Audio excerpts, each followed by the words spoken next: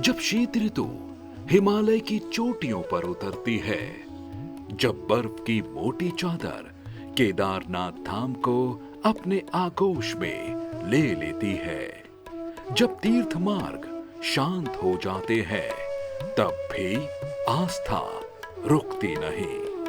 वह चलती है, पहाड़ों से उतरती है, घाटियों को पार करती है और आकर ठहरती है ऊखी मठ में। गढ़वाल हिमालय की गोद में बसा यह पावन स्थल केवल एक नगर नहीं, यह परंपरा की निरंतरता है, यह विश्वास का प्रवाह है, यह उस दिव्य व्यवस्था का प्रतीक है जहां ऋतुएं बदलती हैं पर आराधना नहीं। यहीं स्थित है भगवान शिव का प्राचीन ओमकारेश्वर मंदिर, जो शीतकाल में स्वयं भगवान केदारनाथ और मदमहेश्वर के उत्सव विग्रहों का निवास बन जाता है।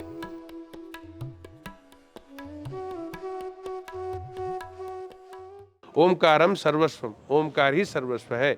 ओम से बढ़कर न कोई मंत्र है, न तंत्र है, न यंत्र है। ओमकार ही प्रणव रूप है और उस प्रणव स्वरूप का दर्शन भगवान श्री केदारनाथ जी ने, श्री ओमकारेश्वर जी ने इस स्थान पर दे करके इस स्थान को एक दिव्य अलौकिक प्रसाद दिया इस संसार के कल्याण के लिए, जो निराकार स्वरूप है, निराकार तत्व है।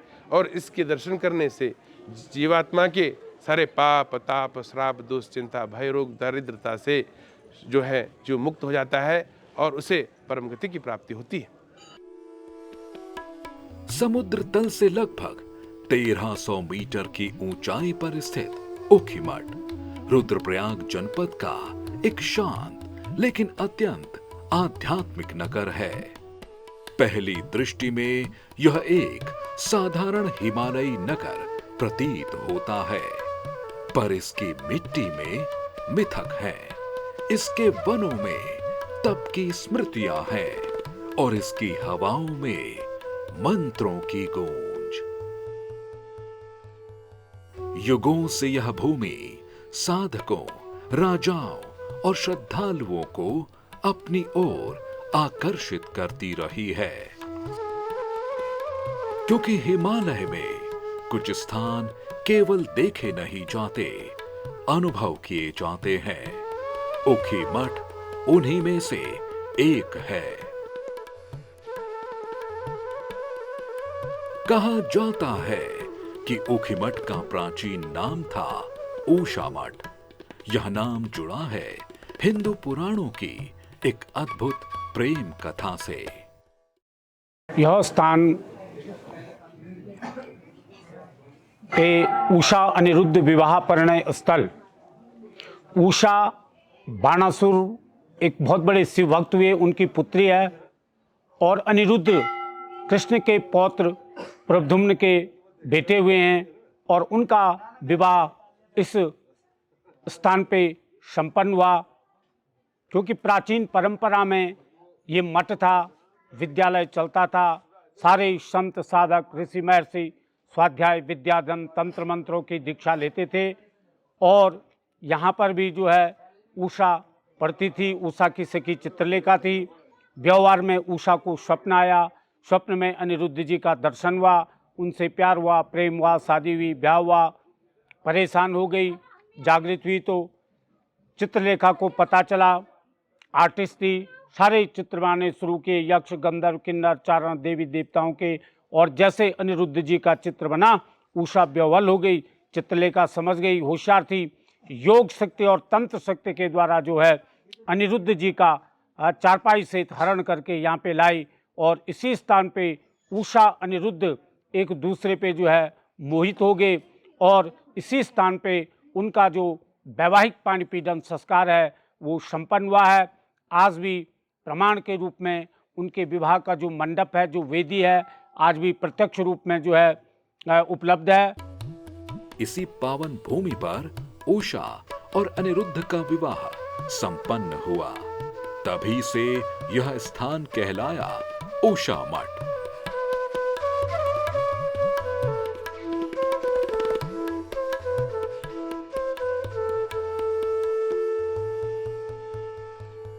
प्रणय संबंध जुड़े उषा अनिरुद्ध भगवान सदा शिव आए, वर रोधु को आशीर्वाद दिया। उषा के नाम पर इस स्थल का नाम उषा मठ से ही उखी मठ हुआ। आप सभी लोग जानते हैं शुक्ल यजुर्वेद की मार्जनीय संहिता के अंत 100 का उच्चारण ख पढ़ा जाता है, उखा बोलने लगे, बाद में अपभ्रंश होकर के इस दिव्य स्थान का नाम उखा मठ से ही उखी मठ हुआ। आज इस दिव्य स्थान के नाम से ही इस पूरे जो स्थान का नाम है वो उखी मठ के नाम से जाना जाने लगा। इसको उषा मठ भी कहते हैं, उखा मठ भी कहते हैं। यह परिवर्तन केवल भाषाई नहीं था, यह उस जीवंत परंपरा का प्रमाण है जो पीढ़ी दर पीढ़ी सुनाई जाती रही। उखी मठ की आध्यात्मिक पहचान केवल उषा अनिरुद्ध की कथा तक सीमित नहीं, एक अन्य प्राचीन मान्यता हमें ले जाती है राजा मानधाता के युग में, जो भगवान राम के पूर्वज माने जाते हैं। कथा है कि राजा मानधाता ने यहीं कठोर तपस्या की वर्षों तक, एक पैर पर खड़े होकर अविचल अडिग। उनकी तपस्या से प्रसन्न होकर भगवान शिव प्रकट हुए, नाद के रूप में, ओम के रूप में। हिमालय के दिव्य उत्तुंग शिखर पर विराजमान श्री केदारनाथ का यह दिव्य स्थान, जहाँ पर महाराजा मानधाता जी की यह तपस्थली है। महाराजा मानधाता जी ने हजारों साल तक इस कठोर भूमि में हिमालय की दिव्य उपवंतिकाओं में तप किया और अपनी चौथी अवस्था पे, परम वानप्रस्थ अवस्था पे इस दिव्य स्थान पे आकर के भगवान का अर्चन पूजन उपासना करके भगवान को प्रसन्न करके यहाँ पर भगवान ने उन्हें प्रणव रूप निराकार स्वरूप ओमकार में दर्शन दिए, इसलिए इस स्थान का नाम ओमकारेश्वर हुआ। ओमकारेश्वर मंदिर उत्तर भारतीय नागर शैली की उत्कृष्ट झलक प्रस्तुत करता है। पत्थरों पर उकेरी गई आकृतियां, ज्यामितीय अलंकरण, पौराणिक चित्रांकन, मानो हर शिला एक कथा कहती है।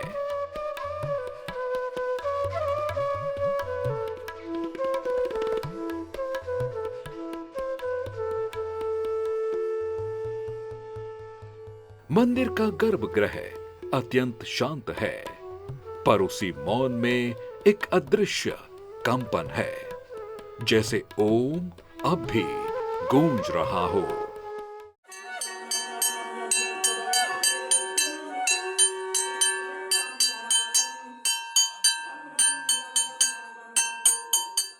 यहां विराज प्रतिमाएं इस परिसर को एक संपूर्ण दिव्य मंडल बना देती हैं।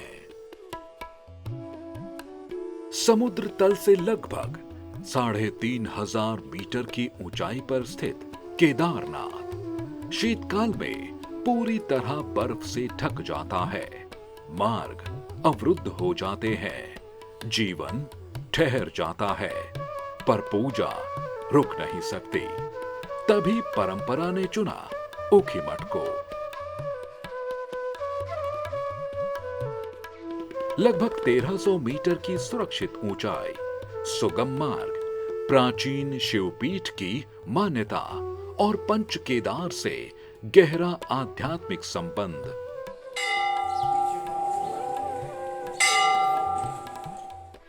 ओंकारेश्वर केवल विकल्प नहीं, केदारनाथ का विस्तार है।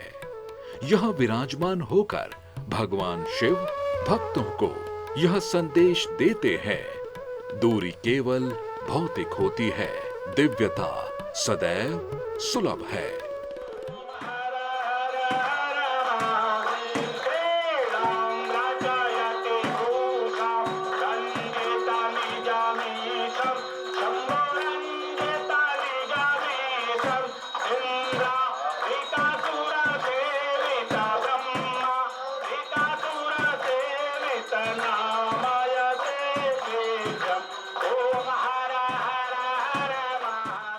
शीतकाल में भगवान श्री केदारनाथ जी और श्री मदमेश्वर जी का जो दर्शन पूजन अर्चन है वो इसी तपोभूमि में, इसी ओमकारेश्वर के मानधाता के इस दिव्य मंदिर में वैराग्य पीठ में होता है। इस स्थान का महत्व यही है, जो हिमालय में 6 माह ग्रीष्म काल में दर्शन न कर पाए वो शीतकाल में इस उखीमठ के दिव्य मंदिर में आए तो उन्हें श्री केदारनाथ जी और श्री मधुमेश्वर जी का दर्शन का संपूर्ण पुण्य मिल जाता है।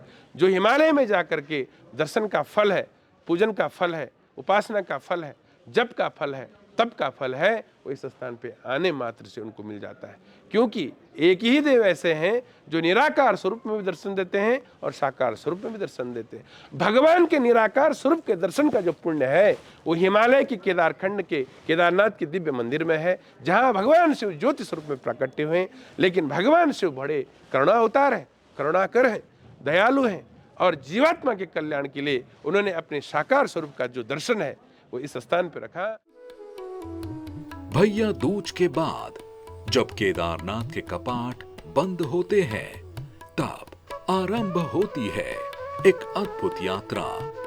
भगवान केदारनाथ की पंचमुखी रजत उत्सव मूर्ति पंच स्नान के बाद फूलों से सुसज्जित डोली में विराजमान होती है। हर हर महादेव के उद्घोष, ढोल नगाड़ों की ध्वनि, वेद मंत्रों की गूंज और भगवान निकल पड़ते हैं अपने शीतकालीन धाम की ओर। भगवान जी की डोली ले जाने का अलग ही आनंद है, क्योंकि जब मई जून में जब यहाँ से भगवान जी की डोली जाती है तो कई प्रकार की मतलब रास्ते में कई प्रकार के कांटे, कई प्रकार की गर्मियों से पूरे उबलता रहता है, ये कोलतार उबलता रहता है, कुछ महसूस नहीं होता। केदारनाथ जाते हैं पूरी बर्फ़ रहती है, कोई महसूस कुछ नहीं होता कि क्या हम नंगे पाँव चल रहे हैं। 2 से 3 दिनों की इस यात्रा के बाद जब डोली ऊखीमठ पहुंचती है, पूरा नगर एक उत्सव में बदल जाता है। वैदिक विधियों के साथ भगवान की ओंकारेश्वर मंदिर में विधिवत स्थापना होती है और तब से अगले 6 महीनों तक यही बन जाता है केदारनाथ। 6 माह जब कपाट मंगल हो जाता है, उसके बाद जब भगवान का जो विग्रह है 3 दिन की पैदल यात्रा के बाद इस दिव्य स्थान पर लाया जाता है। भगवान के उस दिव्य स्वरूप में 5 मुख हैं। जो भगवान शिव ने 5 मुखों से 5 तत्व का सृजन करके सृष्टि का सृजन किया। सद्योजातः, वामदेवः, अघोरः, तत्पुरुष और ईशान, इन 5 मुखों से ही भगवान ने 5 तत्व का निर्माण करके इस संसार का, इस सृष्टि का निर्माण किया और वह पंचमुखी डोली इस दिव्य स्थान पर रहती है। उसी क्रम में भगवान का जो भोग मूर्ति है, नित्य अभिषेकित मूर्ति, जो भगवान का नित्य हिमालय में भी जिसका अभिषेक होता है और इस दिव्य स्थान पर भी जिस विग्रह का अभिषेक होता है वह इस स्थान पर लाया जाता है। केदारनाथ जी के साकार स्वरूप के दर्शन का भी वही पुण्य है जो हिमालय में जाकर के ज्योतिर्लिंग के दर्शन का पुण्य है। उसी क्रम में द्वितीय केदार भगवान श्री मधुमेश्वर जी का भी जो दर्शन पूजन अर्चन है 6 माह हिमालय में होता है और 6 माह इस स्थान पे होता है। भगवान का जो विग्रह स्वरूप है, उत्सव मूर्ति चल विग्रह स्वरूप है, 6 माह हिमालय में उपस्थित रहते हैं और 6 माह के बाद जब कपाट मंगल हो जाते हैं तो भगवान का विग्रह स्वरूप इसी स्थान पर ले जाता है। गर्भगृह में भगवान को स्थापित करके भगवान का जो स्वर्ण मुखारविंद है, दिव्य स्वरूप भगवान बाबा का है, उसको यहाँ स्थापित करके यहाँ भगवान की गद्दी लगती है। 6 माह उनकी यहाँ पूजा होती है।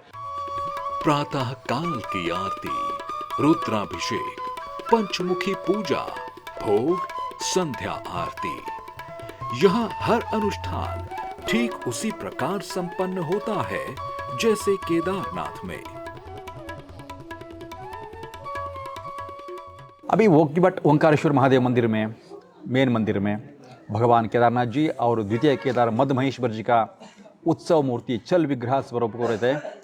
उसको डेली सुबह मॉर्निंग प्रातःकाल में भगवान शंकर का जलाभिषेक, पंचामृताभिषेक, महारुद्राभिषेक संपन्न होता है। भगवान का जलाभिषेक, रुद्राभिषेक, महाभिषेक संपन्न होने के बाद भगवान का वस्त्र, आभूषण, अलंकार, राजवेश में विराजमान होकर भगवान का पूजा पाठ, भोग, आरती सुबह संपन्न किया जाता है।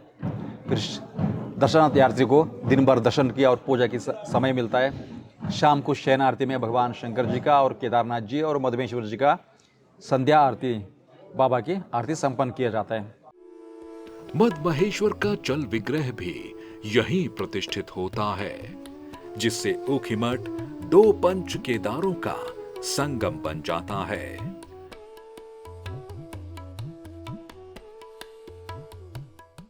तद्दूरे प्रतिविघ्नमस्तु, शाम्बसदा शिवार्पणमस्तु, श्री शास्त्रम शिव शिवाय भगवत केदारेश्वराय ओंकारेश्वराय मृत्युंजय महादेवाय सर्वेश्वराय पंच केदारेश्वराय ओंकारेश्वराय इदं नमः। हर वर्ष महाशिवरात्रि के पावन अवसर पर इसी मंदिर में केदारनाथ और मध्य महेश्वर धाम के कपाट खुलने की तिथि निर्धारित की जाती है। इस अवसर पर रावल पुजारी, हक हकूकधारी, पंचगाई पंडित, मंदिर समिति के प्रतिनिधि, तीर्थ पुरोहित और प्रशासनिक अधिकारी एकत्र होकर वैदिक मंत्रोच्चार के बीच पंचांग गणना द्वारा शुभ मुहूर्त निकालते हैं। भविष्यति वैशाख मासे नव प्रविष्टे द्वाविंशे अप्रैल मासे बुद्धवासरे वृख लग्नो में देवादिदेवस्य महादेवस्य भगवान श्री केदारनाथस्य कपाटः समस्त श्रद्धालूनां कृते विधिपूर्वकम् उद्घाटिताः भविष्यन्ति। मंगलम भगवान विष्णु, मंगलम गरुड़ध्वज, मंगलम पुंडरीकाक्ष, मंगलाय तनो हरि। तदनुसार और तिथि तय होते ही आरंभ हो जाती है वह तैयारी जो केदारनाथ धाम के द्वार पुनः भक्तों के लिए खोलती है। इसी परंपरा से जुड़ी एक विशेष मान्यता है पंच केदार दर्शन की। कहा जाता है कि ऊखीमठ के ओंकारेश्वर मंदिर में भगवान शिव के पांचों केदारों का स्मरण एक साथ संभव होता है। यहाँ भैरव जी की प्रतिमा भी विराजमान है, जिन्हें इन धामों का रक्षक माना जाता है। श्रद्धालुओं की आस्था है कि यदि कोई भक्त कठिन हिमालयी यात्रा के कारण सभी पंच केदारों तक न पहुंच सके तो यहाँ आकर भी उसी आध्यात्मिक पुण्य का अनुभव कर सकता है। इस स्थान को पंच केदार का जो है दिव्य गद्दी का स्थान दिया गया है। जो पंच केदार यात्रा न कर पाए, इस ऊखीमठ नामक तीर्थ का ऐसा महत्व है, यहाँ आकर के वह दर्शन करें तो उन्हें पूर्णतः पूरे पांचों केदार की यात्रा का फल मिल जाता है। शायद यही कारण है कि यह भूमि केवल एक मंदिर का परिसर नहीं बल्कि एक जीवंत आध्यात्मिक परिपथ बन जाती है, जहां भक्ति के मार्ग भले ही अलग हों पर लक्ष्य एक ही दिव्यता है। हिमालय की गोद में स्थित यह धाम केवल एक मंदिर नहीं बल्कि श्रद्धा और विश्वास का संगम है। देश के अलग अलग कोनों से आए श्रद्धालु यहाँ एक ही भावना के साथ पहुंचते हैं, भगवान शिव के सानिध्य का अनुभव करने। यहाँ पे आके मैं धन्य हो गया। अपने दोस्तों को मैं बहुत बहुत धन्यवाद देना चाहता हूँ जो मुझे यहाँ लेके आए। मुझे केदारनाथ के जी के दर्शन, ओमकारेश्वर जी के दर्शन, सबके दर्शन एक साथ हो गए। मैं बस कुछ नहीं चाहता अभी अब यहाँ पे, मैं यहाँ बहुत खुश हूँ। किसी के लिए यह यात्रा विश्वास की है तो किसी के लिए आत्मिक शांति की तलाश। यह हमारा सौभाग्य है कि हमने प्लान नहीं किया था पर उन्होंने हमें खुद बुलाया है और बस यही है कि उन्होंने जितना भी आज तक हमें दिया है उसके लिए उनके सामने नतमस्तक होना है और आगे जो भी वो देंगे अच्छा ही होगा। सबको यही बोलेंगे कि यहाँ ज़रूर आए। यहाँ आने के बाद जो एक अलग सी शांति होती है वो हम हमारे दैनिक जीवन में शायद भूल गए हैं और ये सबने एक बार ज़रूर महसूस करना चाहिए। यहाँ पर बहुत ही अच्छा दर्शन हुआ और मन को बहुत तसल्ली हुआ, सुकून भरा वो आरती दर्शन किया। अभी बाबा फिर से बुलाए, बस सभी को अच्छा रहे। हिमालय की इस शांत गोद में मन जैसे स्वयं ही ध्यान की अवस्था में पहुंच जाता है। हम अपने आप को धन्य मानते हैं कि हम यहाँ पे पहुँचे और यहाँ पे जो प्राचीन मंदिर के हमने दर्शन किए, प्राचीन जो पद्धति यहाँ पे देखी है, जो दरवाजे भी हैं, कबाड़ भी लगे हुए हैं, जो मूर्तियाँ हैं वो अनुपम है। वराही देवी की मूर्ति देख लो, अंदर पंच केदार के दर्शन है। शिवलिंग पे जो जल चढ़ाते हैं तो क्या अलौकिक आनंद बरसता है, ये यहाँ पे आकर ही पता चलता है। मैं तो शिव भक्तों से कहूँगा कि जैसे ऊपर अभी केदारनाथ के कपाट बंद है तो महाराज साक्षात दर्शन देने के लिए यहाँ पर विराजमान है, तो आप यहाँ आओ, दर्शन करो और सौभाग्य प्राप्त करो। मेरे को यहाँ आके बहुत अच्छा लगा।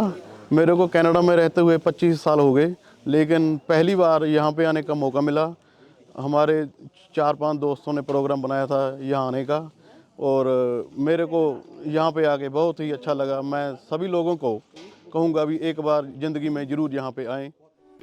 यहाँ आकर कई लोगों को लगता है कि जीवन की भागदौड़ और चिंताएं कुछ क्षणों के लिए थम सी जाती हैं। यहाँ आकर काफ़ी शांत और बहुत शांत महसूस होता है। हम अपने डे टू डे लाइफ में आजकल इतना बिजी हो गए हैं कि हम जो कि हमारे जो सबके निर्माता हैं, हम उनको याद करने का भी समय नहीं निकाल पाते हैं। बट मुझे ये लगता है कि आजकल का अगर यूथ भगवान से जुड़े रहे और अपने दोस्तों को भी प्रोत्साहित करे कि हम सब मिलकर अपने कल्चर को और अपनी हेरिटेज को जानें, तो उससे हमारे देश की जितनी भी संस्कृति है वो बहुत आगे बढ़ेगी। क्योंकि अब तो विदेश से लोग आकर हमारी संस्कृति को अपना रहे हैं, तो हम अपने देश में ही रहकर अपनी संस्कृति को क्यों ना सीखें। सो इसी उद्देश्य से आज मैं अपने दोस्तों को लेकर यहाँ आई थी और यहाँ आकर मुझे अपनी जितनी भी टेंशन्स हैं या जितनी भी डे टू डे लाइफ को लेकर परेशानियाँ हैं वो मैं सब भगवान के आगे रख के जा रही हूँ। इस उससे नहीं कि वो कुछ कर देंगे, बट इस उससे कि आज तक उनने मेरा अच्छा किया है और आगे भी वो मेरा बहुत अच्छा करेंगे। और जो भक्त कठिन परिस्थितियों के कारण केदारनाथ तक नहीं पहुंच पाते, उनके लिए भी ओमकारेश्वर में भगवान शिव के दर्शन उतने ही श्रद्धा से स्वीकार किए जाते हैं। गया साल हम केदारनाथ दर्शन करने आए थे तो वो सीजन टाइम था, मगर उसी टाइम हम दर्शन करने जब गए थे तो इतना भीड़ में मेरा तबीयत भी ख़राब था। मैं बाईपास पेशेंट हूँ, तो हम सोचा कि बाबा का दर्शन फिर से अगर कहीं शीतकालीन अधिवेशन में जहाँ रहता है यही ऊखीमठ में, हम चाहते हैं कि वहीं एक बार दर्शन कर लेंगे। तो इसीलिए मांगा, वो हर टाइम मांगते रहे कि बाबा कब तुम हमको दर्शन देंगे। तो टाइम आ गया, बुलावा आ गया। शायद यही कारण है कि हर आयु, हर प्रदेश और हर पृष्ठभूमि से आए श्रद्धालु यहाँ एक ही अनुभूति लेकर लौटते हैं, भगवान शिव के सानिध्य की शांति। आज ऊखीमठ शीतकालीन चारधाम यात्रा का एक महत्वपूर्ण केंद्र बन चुका है। जब हिमालय की ऊंचाइयों पर स्थित धाम बर्फ से ढक जाते हैं, ऊखीमठ आस्था की ज्योति को जलाए रखता है। यहां आकर श्रद्धालु चार धाम की उसी आध्यात्मिक परंपरा से जुड़ते हैं जो सदियों से हिमालय की पहचान रही है। शीतकालीन यात्रा की बढ़ती लोकप्रियता इस क्षेत्र के लिए एक नए अध्याय की शुरुआत भी है। ऊखीमठ में जो ओमकारेश्वर मंदिर है वह हमारे केदारनाथ धाम और मद महेश्वर धाम का एक विग्रह स्थल है, जहाँ पर शीतकालीन के दौरान हमारे केदारनाथ और मद महेश्वर के जो देवता हैं उनको वहाँ पर विराजमान किया जाता है, जिसकी वजह से उस धाम का एक अलग महत्व है। इसकी वजह से जो शीतकालीन के दौरान जो लोग बाबा केदारनाथ जी के या मद महेश्वर में दर्शन नहीं कर पाते हैं, वो ओमकारेश्वर ऊखीमठ में आकर के दर्शन के लिए पधारते हैं। हम लोगों ने इसको आगे मतलब प्रचार प्रसार करने के लिए या यहाँ पर ज़्यादा से ज़्यादा लोगों को जोड़े जाने के लिए हमने विभिन्न जो राज्य हैं उनके जो अलग अलग पुरोहित हैं, मंडलेश्वर्स हैं, जो चारों धाम के शंकराचार्य हैं, हमने उनको भी इनवाइट किया है कि यहाँ पर आएँ और इसके बारे में लोगों को ज़्यादा से ज़्यादा बताएं। क्योंकि शीतकालीन गद्दी है ओमकारेश्वर मंदिर, परंतु लोगों को के संज्ञान में या उनको पता बहुत कम है, अवेयरनेस की बहुत कमी है। तो मुझे लगता है कि हमें अवेयर कराना चाहिए लोगों को कि जो लोग केदारनाथ, मद महेश्वर, तुंगनाथ जैसे दुर्गम जगहों पर जा कर के दर्शन नहीं कर पाते हैं बाबा केदारनाथ जी के, मद महेश्वर, पंच केदार के, तो वो आकर के ओमकारेश्वर में दर्शन कर सकते हैं। इस यात्रा का प्रभाव केवल तीर्थ तक सीमित नहीं है, इसका असर यहाँ के स्थानीय जीवन और आजीविका पर भी दिखाई देता है। रुद्रप्रयाग जो जनपद है हम उसका एक अर्थव्यवस्था का केंद्र हमारा केदारनाथ धाम, मद महेश्वर धाम और तुंगनाथ धाम है। तो इसके दृष्टिगत अगर आप देखेंगे तो हमारी जो केदारनाथ धाम, मद महेश्वर धाम और तुंगनाथ के जब कपाट बंद हो जाते हैं तो इसके बाद हमारी जो अर्थव्यवस्था का केंद्र एक ऊखीमठ ओमकारेश्वर मंदिर रह जाता है, जिसमें जो लोग वहाँ पर आते हैं, विज़िट करते हैं, उनको वहाँ पर लोगों के दर्शन मिलते हैं। और वहाँ के लोग जो होटल चलाते हैं, ढाबे चलाते हैं या और भी अन्य कार्यों में जो लगे हुए हैं, उनको वहाँ से काफ़ी बड़ा एक आय का स्रोत प्राप्त होता है। ऊखीमठ के छोटे छोटे बाजार, स्थानीय होम स्टे और पारंपरिक हस्तशिल्प अब शीतकालीन यात्रा के साथ नई संभावनाओं से जुड़ने लगे हैं। शीतकालीन यात्रा का जो चला है अभी, उससे पिछले साल के मुकाबले बहुत ही अच्छा रस है। 6 महीने जो कपाट बंद होने के बाद यहाँ पे उतना नहीं रहता था, लेकिन अभी बहुत ठीक है। और मेरे को कम से कम 15-20 साल हो गए हैं ये काम करते हुए, लेकिन इस बार 2-3 सालों से ये ठीक चल रहा है एकदम। 6 महीने का ये नहीं हो रहा है पूरा कि हाँ जी कुछ काम धाम नहीं है, पूरा एकदम सही है। व्यापार देखा जाए तो शीतकालीन में काफ़ी अच्छा व्यापार हो रहा है। अभी पिछली बार से समझ लीजिए आप 40% थोड़ा व्यापारियों में बढ़ोतरी है। काफ़ी अच्छी यात्रा चल रही है, आगे भी ऐसी ही यात्रा चलती रहे, हम ऐसी ही कामना करते हैं। श्रद्धालुओं की बढ़ती आवाजाही के साथ स्थानीय लोगों के जीवन में भी सकारात्मक बदलाव दिखाई देने लगे हैं। जो आजकल यात्रा संबंधित अनेक वो हैं, काफ़ी वृहद रूप में हो चुकी हैं, जबकि पहले हमारे देखने से यहाँ पर कुछ भी बहुत सूक्ष्म रूप से हर कार्य होते थे। लेकिन आज जो है प्रधानमंत्री जी ने यहाँ जो भी फोकस किया है इस इलाके के अंदर, उससे काफ़ी अच्छा कारोबार भी और यात्री लोग भी काफ़ी, उनका भी आवागमन काफ़ी वृहद रूप में हो रहा है। यह यात्रा केवल आस्था की नहीं बल्कि स्थानीय विकास की कहानी भी बन रही है। पर्यटन के क्षेत्र में ऊखीमठ पिछले सालों से बहुत अच्छा चल रहा है। चारधाम यात्रा के अलावा यहाँ पर शीतकालीन यात्रा भी बहुत अच्छी चल रही है। यहाँ पर ट्रैकिंग पर्पज़ से भी काफ़ी लोग आ रहे हैं, चोपता ट्रैकिंग के लिए काफ़ी लोग आ रहे हैं, मंदिर के पर्पज़ प्लस ट्रैकिंग पर्पज़ से भी काफ़ी लोग आ रहे हैं। पहले और अब में जो फ़र्क है काफ़ी है सर।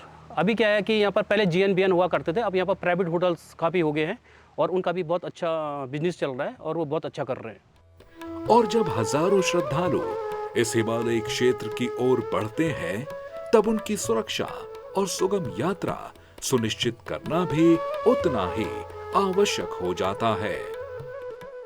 ऊखीमठ में शीतकालीन यात्रा हेतु हमारे पास पुलिस फोर्स गार्ड मौजूद है और फायर सर्विस मौजूद है वहाँ पे। उसके अलावा उसके अतिरिक्त रेस्क्यू टीमें भी वहाँ पे उपलब्ध रहती हैं, ताकि अगर कोई पर्यटक बर्फबारी के बीच फंस जाता है, कोई वाहन फंस जाते हैं, तो उनकी तत्काल जो है उनकी सहायता प्रदान की जा सके। यात्रा के इस टाइम पे जो है जो श्रद्धालु आते हैं, तो हमारी जगह जगह पर DDRF, NDRF, SDRF, पुलिस बल और YMF भी तैनात रहता है। साथ ही मेडिकल की टीमें भी हमारी तैनात रहती हैं, ताकि आने वाले श्रद्धालुओं को सुरक्षित तरीके से और सुव्यवस्थित तरीके से, ताकि उनको किसी यात्रा में किसी प्रकार की परेशानी का सामना न करना पड़े और यात्रा अच्छे ढंग से चले, तो इसके लिए हमारे सभी पुलिस बल वहाँ पे पर्याप्त मौजूद रहता है।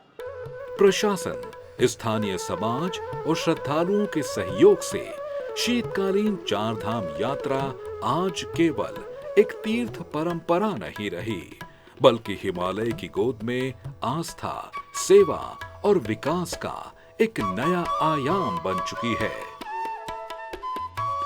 हिमालय की इन ऊंचाइयों में जहां आस्था और परंपराएं सदियों से प्रवाहित हो रही हैं, वहां उनकी निरंतरता सुनिश्चित करने के लिए एक सुदृढ़ व्यवस्था भी आवश्यक होती है। इसी उत्तरदायित्व को निभाती है श्री बद्रीनाथ केदारनाथ मंदिर समिति। बहुनी संति तीर्थानि दिवो भूमि रसातले बद्री सदृश्य तीर्थम न भूतो न भविष्यति। देखिए, जैसे कि हमारे माननीय मुख्यमंत्री जी का और हमारे माननीय मंत्री जी और हमारे माननीय अध्यक्ष जी का विजन है कि जो हमारे मंदिर परिसर है उसको हमने बहुत अच्छी तरीके से इसे जीर्णोद्धार किया है। आप देखेंगे ये चारों तरफ अभी जो कोठा भवन और ये पूरा जो है प्रीमाइसेस को हम लोगों ने विरासत को संरक्षित रखते हुए इसका हमने पुनरुद्धार किया है। और यहाँ पर हमारे जितने भी हमारी पुरातत्व की चीज़ें हैं, जो हमारा ओंकारेश्वर ये टेम्पल है, इसकी विरासत को हम संरक्षित रखते हुए इसका विकास कर रहे हैं। और जितने भी तीर्थयात्री यहाँ पर आए, हम कोशिश कर रहे हैं कि सबको अच्छे से दर्शन हो पाए और उनकी हर मनोकामना भगवान पूर्ण करे। इसी आशा के साथ हमारी राज्य सरकार और पूरा BKTC हम लोग लगातार इस पर प्रयासरत हैं। ओंकारेश्वर मंदिर में भगवान केदारनाथ की पंचमुखी उत्सव मूर्ति और मद महेश्वर की चल रूप विग्रह के शीतकालीन प्रवास के दौरान समिति की भूमिका विशेष रूप से महत्वपूर्ण हो जाती है। मंदिर परिसर के रखरखाव, स्वच्छता, प्रकाश व्यवस्था और तीर्थ यात्रियों की सुविधाओं से लेकर शीतकालीन यात्रा के संचालन तक सभी व्यवस्थाएं समिति द्वारा सुव्यवस्थित ढंग से संचालित की जाती है। देखिए, आप जैसे जानते हैं कि जो शीतकालीन प्रवास का गद्दी स्थल है ऊखीमठ ओंकारेश्वर कहा जाता है। यहाँ पर जो मदमहेश्वर की डोली है और जो बाबा की जो पंचमुखी डोली है वो उसका यहाँ पर विराजमान होता है। और आपने देखा होगा कि माननीय मुख्यमंत्री और हमारे प्रदेश और देश के जो यशस्वी प्रधानमंत्री है वो स्वयं मुखबा आए थे और वहाँ पर भी उन्होंने शीतकालीन यात्रा को प्रमोट किया था और यहाँ पर भी हम लोग लगातार प्रमोट कर रहे हैं। समिति केवल व्यवस्थाओं तक ही सीमित नहीं है, बल्कि वर्षों से केदारनाथ और पंच केदार परंपरा के प्रचार और संरक्षण के लिए भी निरंतर कार्य कर रही है। लोगों के अंदर एक विश्वास जाग रहा है और इसी को देखते हुए माननीय मुख्यमंत्री जी ने हमें अभी चारों जो हमारे शंकराचार्य की पीठ है उनको कहा था और मैं स्वयं चारों शंकराचार्य से मिल के आया हूं और वहां पर हम लोगों ने चारों, क्योंकि आपको बताइए 4 पीठ है हमारे, ज्योतिर्पीठ हो गया, पुरी हो गया, गोवर्धन श्रृंगेरी हो गया और उड़ीसा की है, तो वहाँ पर हमने जो है चारों शंकराचार्य को हमने इन्विटेशन दिया क्योंकि वो चारों धर्मों के ध्वजावाहक माने जाते हैं। तो वहाँ पर वो अपने राज्यों में इसको स्प्रेड करेंगे, फैलाएंगे इस बात को कि आप उत्तराखंड में शीतकालीन गद्दी प्रवास है, वहाँ पर आप जाकर शीतकालीन यात्रा का आनंद उठा सकते हैं, उसका महात्म्य का लाभ प्राप्त कर सकते हैं। जो लोग मेन सीजन में नहीं जा सकते तो उसका वही महात्म्य है जो मेन सीजन में होता है।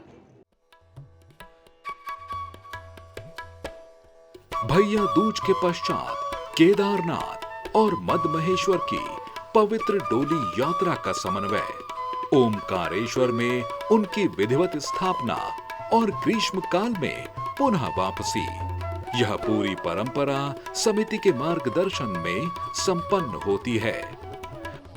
मदमहेश्वर की डोली और बाबा पंच जो मुखी की डोली वो दोनों आते हैं और हमारा पूरा स्टाफ हमारे पे यहाँ पे सपोर्ट रहता है। तीर्थ पुरोहितों का भी, हमारा BKTC का पूरा स्टाफ, बद्री केदार का टेंपल का हम लोग और डिस्ट्रिक्ट एडमिनिस्ट्रेशन का भी इसमें सहयोग रहता है। तो हम बहुत अच्छे तरीके से उसको मैनेजमेंट तरीके से और व्यवस्थित तरीके से सभी लोगों के लिए हम इंतज़ाम करते हैं। इवन की भंडारे का आयोजन भी किया जाता है और जितने भी तीर्थ यात्री आते हैं यहाँ से वो खुशी खुशी प्रभु का आशीर्वाद लेके चले जाते हैं।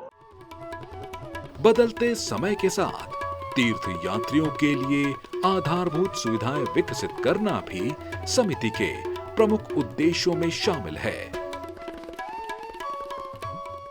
देखिए, जिला प्रशासन और BKTC द्वारा लगातार प्रयास किया जाता रहता है कि उनको रहने वहने की बहुत अच्छी व्यवस्था की जाए। तो आप देखेंगे कि हमारे पूरे ऊखीमठ में बहुत सारे अच्छे होटल्स हैं और वहाँ पर अच्छे रजाई गद्दे और सभी जो बेसिक इंफ्रास्ट्रक्चर की जो ज़रूरतमंद चीज़ें होती वो सही हैं। और साथ ही साथ अभी जो ये रास्ता है इसका भी यहाँ पर जीर्णोद्धार और उसका रिपेयरिंग होना है, तो उसका जो ट्रैफिक की समस्या वो भी सॉर्ट आउट हो जाएगी। प्रशासन, मंदिर समिति और स्थानीय समाज के संयुक्त प्रयासों से ओंकारेश्वर धाम की यह प्राचीन परंपरा आज भी उसी श्रद्धा और गरिमा के साथ आगे बढ़ रही है। ऊखीमठ की यह आध्यात्मिक परंपरा केवल मंदिर तक सीमित नहीं है। इस पवित्र धाम की व्यवस्था को सुचारू बनाए रखने में स्थानीय प्रशासन के साथ साथ नगर पंचायत की भी महत्वपूर्ण भूमिका है। इस देवनगरी में हमारी जो नगर पंचायत है इसको यहाँ पर कई कार्य करने का सौभाग्य भी मिलता है। और सबसे बड़ी बात यह है, हमारे क्षेत्रवासियों के लिए एक बहुत बड़ी गौरव का विषय है कि हमारे यहाँ पर जो महाशिवरात्रि के शुभ अवसर पर हमारे जो भगवान केदारनाथ के पट खुलते हैं, उनका शुभ दिन, शुभ मुहूर्त भी यहीं पर होता है। और ये हम लोगों के हमारे क्षेत्र के बहुत बड़े सौभाग्य का विषय है। और साथ ही साथ मैं इस नगर पंचायत अध्यक्ष होने के नाते हमारे जो यहाँ पर हमारा जो कार्य होता है वो इस केदारनाथ के पट खुलने पर, और जो भी हमारे इस मंदिर में जो भी धार्मिक कार्य होते हैं, जो भी धार्मिक अनुष्ठान होते हैं, उसमें हमारे नगर पंचायत की अहम भूमिका होती है। क्योंकि नगर पंचायत को स्वच्छ और मंदिर की स्वच्छता, मंदिर के आसपास जो सफाई होती है वो सारे हमारे नगर पंचायत ही देखती है। क्योंकि जब भी यहाँ पे मतलब डोली का आगमन होता है या डोली यहाँ से जब भी भगवान केदारनाथ के लिए जाती है तो हमारे नगर पंचायत इसमें सफाई में, स्वच्छता में उनकी अहम भूमिका होती है। और साथ ही साथ हम लोग कई योजनाएं हैं जो आने वाले समय में मतलब करने के लिए बाध्य हैं। और इस नगर पंचायत की तरफ से मैं इस जो हमारे ये धार्मिक क्षेत्र है उसके लिए सफाई से लेकर, स्वच्छता से लेकर और कई चीज़ें जितनी भी हमें भगवान का आशीर्वाद मिले उन तमाम चीज़ों के लिए, उन कार्यों को करने के लिए मैं कटिबद्ध संकल्पबद्ध भी हूँ। यही सामूहिक प्रयास सुनिश्चित करते हैं कि आस्था की यह यात्रा हर वर्ष सुचारू और सम्मान पूर्वक आगे बढ़ती रहे। हिमालय, जहां समय भी मानो ठहर कर चलता है, यहाँ ऋतुएं बदलती हैं, मार्ग खुलते हैं, फिर बर्फ में विलीन हो जाते हैं, पर आस्था कभी नहीं रुकती। ऊखीमठ हमें एक गहरा सत्य दिखाता है कि ईश्वर किसी एक स्थान में सीमित नहीं, वह परंपरा में है, विश्वास में है और उस यात्रा में है जो मनुष्य को भीतर की ओर ले जाती है। इस स्थान पे जो आता है एक बार वो भगवान शिव का बन के रह जाता है, इसमें कोई संदेह नहीं है। भगवान के इस दिव्य स्वरूप का जो दर्शन करता है वो स्वयं शिव बन जाता है, इसमें कोई संदेह नहीं है। जिस तरह से बाबा का स्वरूप मंगल है, माँ जगदम्बा उमा का स्वरूप मंगल है, मैं भगवान शिव और उमा के दिव्य चरणों में संसार के सभी शिव भक्तों के कल्याण के लिए प्रार्थना करता हूँ। मंगलम भगवान शंभो, मंगलम वृषभध्वजा, मंगलम पार्वती नाथ, भूयोर्भूपति मंगलम। बोले केदारेश्वर भगवान की जय, मद्महेश्वर भगवान की जय, सत्य सनातन वैदिक धर्म की जय। शाम भजे नमः पार्वती पते शिव हर हर हर हर महादेव शंभु। केदारनाथ से ऊखीमठ तक की यह यात्रा केवल देव विग्रह का स्थानांतरण नहीं, यह उस सनातन सत्य की अनुभूति है कि ईश्वर किसी एक धाम में सीमित नहीं होते। जब ऊंचाइयां दुर्गम हो जाती हैं, तो वही दिव्यता हमारे ओर निकट आ जाती है। ओमकारेश्वर हमें स्मरण कराता है कि भक्ति को दूरी नहीं रोक सकती, मौसम नहीं रोक सकता और समय भी नहीं, क्योंकि मंदिर केवल पत्थरों से नहीं बनते, वे बनते हैं विश्वास से। और जब तक विश्वास जीवित है तब तक यह परंपरा भी जीवित रहेगी। हिमालय की इस शांत गोद में आज भी एक ध्वनि निरंतर गूंज रही है, ओम, जो है अनादि, अनंत, अविरल।